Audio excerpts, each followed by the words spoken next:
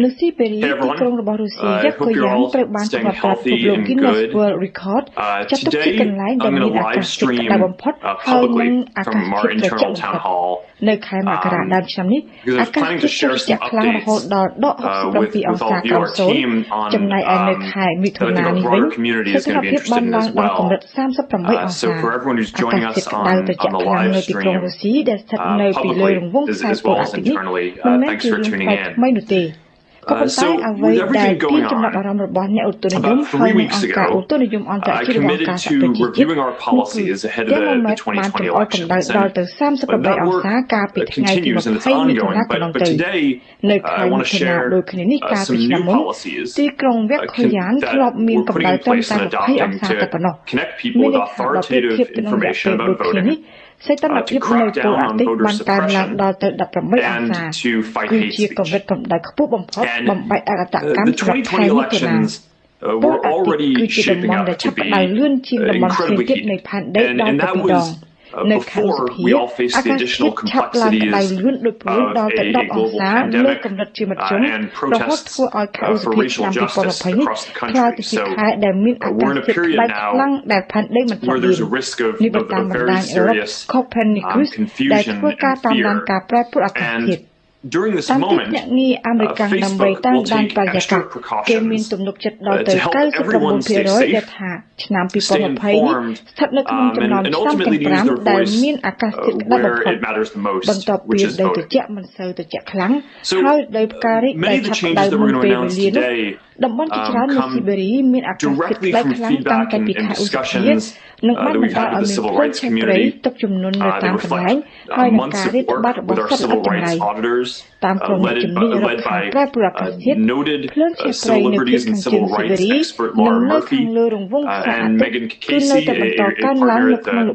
respected civil rights law firm. Facebook stands for giving people a voice, and that especially means people who have previously not had as much voice or as much power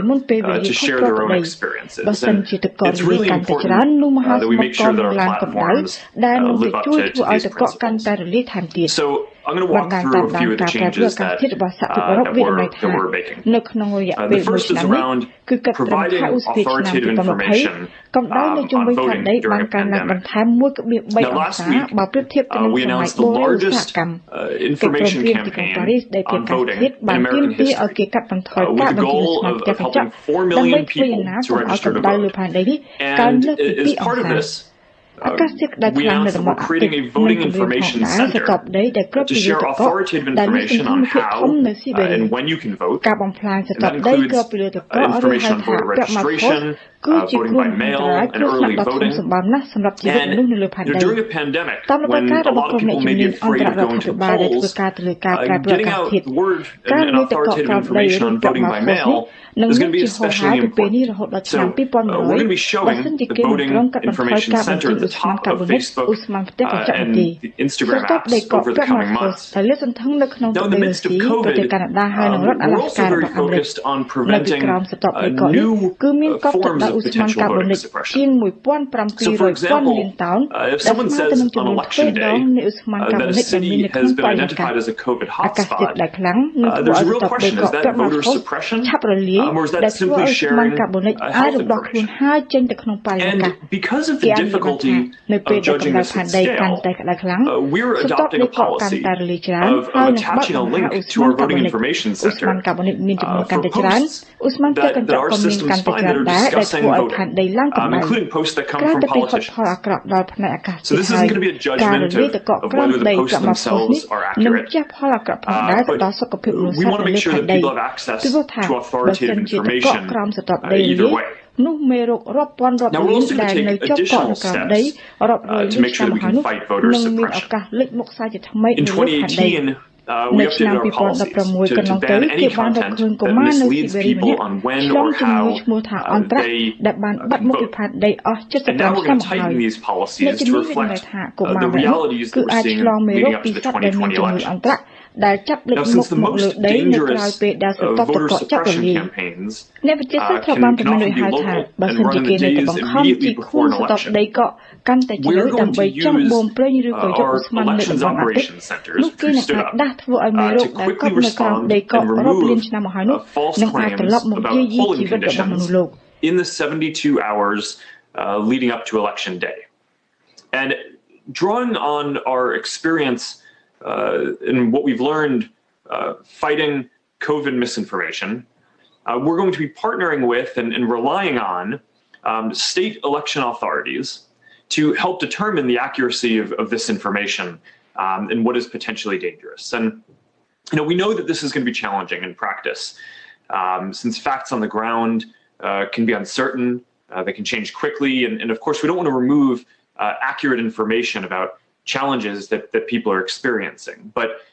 we're going to invest in building up our operation, which is already substantial, in order to make sure that we're able to respond quickly here. We're also going to be banning posts that make false claims, like saying that ICE agents are going to be checking immigration papers at polling places, which that's a tactic that sometimes people use to discourage voting. We're also going to remove any threats of coordinated interference, like someone saying, hey, my friends and I are going to be doing our own monitoring of the polls to make sure that only the right people vote, which of course can be used to intimidate voters. We're also going to continue to review our voter suppression policies on an ongoing basis as part of our continued work on voter engagement and racial justice. Now, next, we're also focused on creating a higher standard for hateful content in ads. Now, there was a study out of the European Union this week that I don't know if you saw, that showed that Facebook acts faster and removes a greater percentage of the hate speech on our services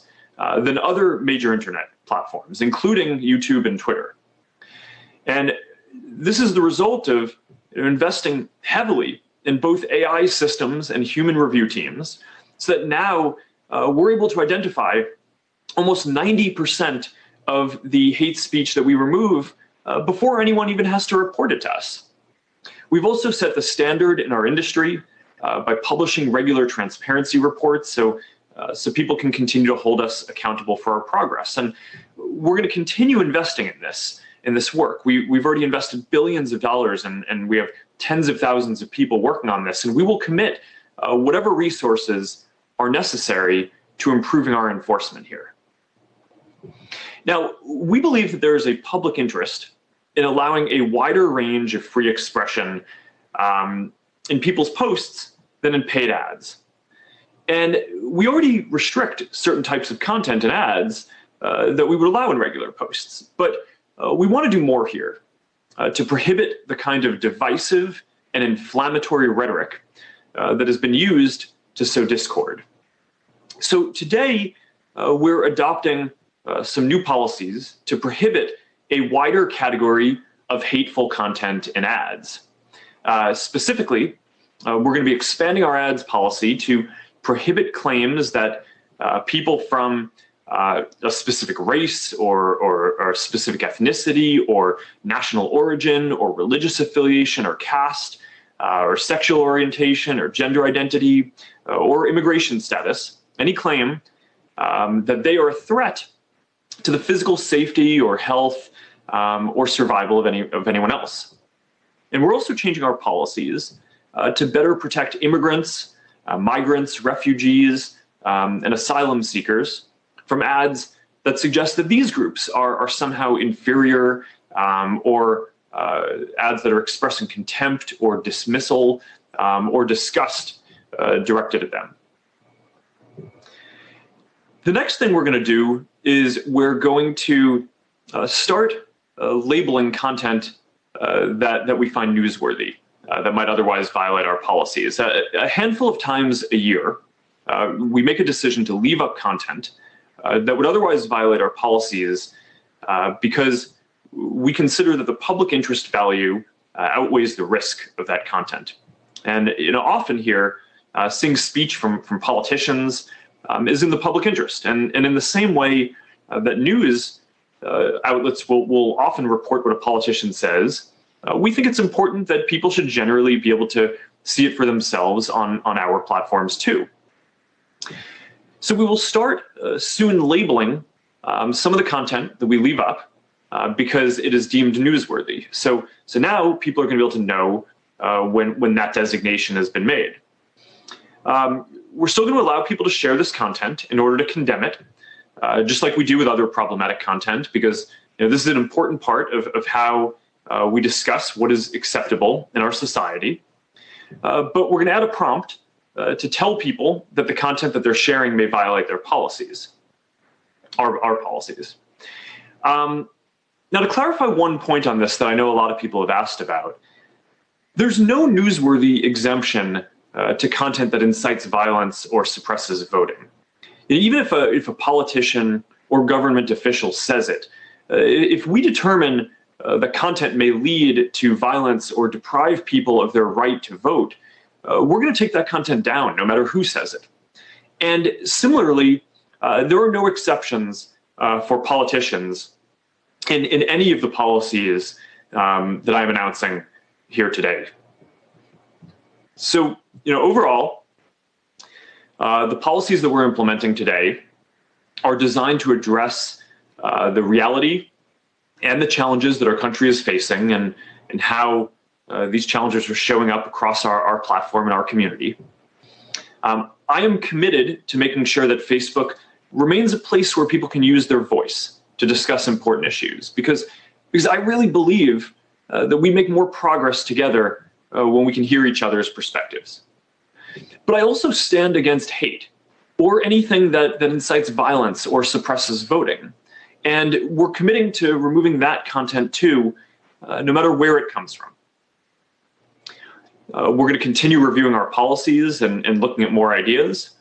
And we're going to keep on working with outside experts and civil rights organizations to continue to adjust our approach as new risks inevitably emerge over time. But overall, I am optimistic that we're going to be able to make progress on these challenges. We're going to be able to make progress on public health. I think we're going to be able to make progress on racial justice. And I think we're going to be able to do that while maintaining our democratic traditions around free expression and voting.